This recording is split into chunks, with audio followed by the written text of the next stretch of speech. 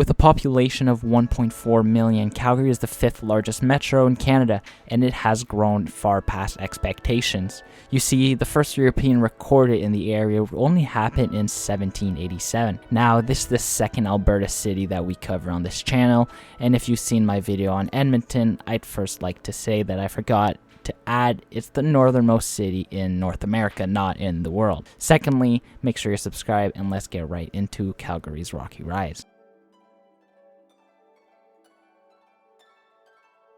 Now, the Calgary area has been inhabited by multiple First Nations since at least 11,000 years ago, but it wasn't until 1787 that David Thompson, then 17 years old, spent the winter with a band of Piikani Nation along the Bow River. But there was only one little issue.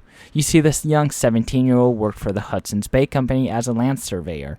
Therefore, he never really settled in Calgary. We would have to wait until 1873 for the first European settler, named John Glenn, to settle in the area.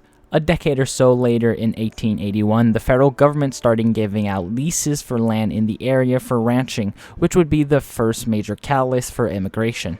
They were giving up to 100,000 acres, and only 2 years later, the Canadian Pacific Railway would reach the area. Now, not only did people have an economic reason to visit Calgary, but with the arrival of the train, it would be easier than ever. Furthermore, the Canadian Pacific Railway began selling lots around the station, which I imagine would have been ideal for markets. However, in 1884 and 1885, well, these were not the best years for the city. You see, one of the councillors threatened an undercover RCMP officer, which resulted in his arrest, and this started a snowball effect in which fines were given out to journalists who criticized the judge, who then arrested that journalist, and this whole snowball effect ended with the town pretty much not having a functioning government. And this was one of the reasons why in 1886 a fire completely destroyed Calgary's downtown, because no one was capable of running the government. Although 14 buildings were destroyed, no one was injured. The question of provincehood was on everyone's mind in Calgary at the turn of the century.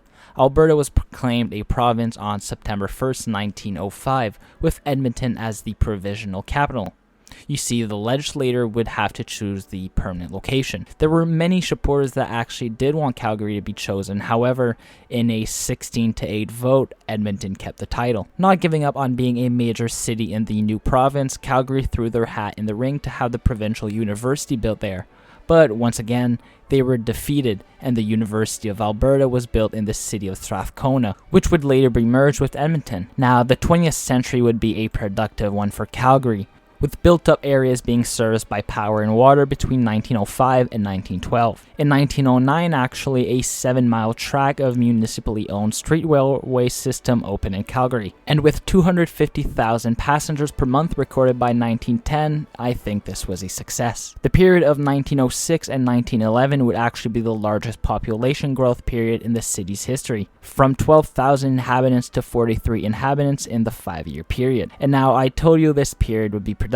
In 1908, we would see one of the biggest attractions in Calgary open up, the annual Stampede, which gathered over 100,000 people during the 6-day debut event, which was a huge success. Now, zooming through, we end up to the 1970s, where we would see a more vulnerable Calgary. You see, the 70s and the 80s were a period of economic boom and bust. Beginning with the 1970s energy crisis, Calgary became a center of significant investment and growth. Its population increased from 330,000 to 636,000 over a 20-year period, from 1966 to 1986. High-rise buildings would be erected during this economic boom, with more office space being opened in Calgary in 1979 than in New York and Chicago combined. However, following the implementation of the National Energy Program in 1984 and a drop in world oil prices, this marked the end of Calgary's boom. You see, the drop in oil prices hurt so bad that the city cut services to ease a $16 million deficit, and 421 employees were laid off. Population would decrease for its first time in history during a 12-month period, and 300,000 homes would be foreclosed. The low prices were so bad that it would take until the 1990s for an economic recovery.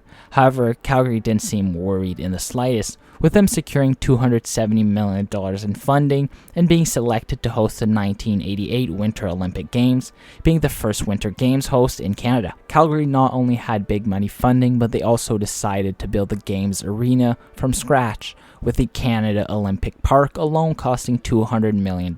This big gamble, however, seemed to pay off, with the city experiencing a major economic boom, and studies estimating it generated $1.4 billion across Canada, with 70% of that being in Alberta alone. If we look at present day Calgary, oil and gas is still an important part. However, tourism and high tech is also becoming significant industries, with over 3.1 million people now visiting the city annually. Now, before ending off the video, did you know Calgary also has one of the first light rail systems in North America? Their C-Train system carries approximately half of Calgary downtown workers. Now, if you'd like to see a video on this busy system, make sure to let me know in the comments down below. Also, make sure you like the video and subscribe. It helps me just a ton. I hope you've enjoyed it, and I'll see you on the next one.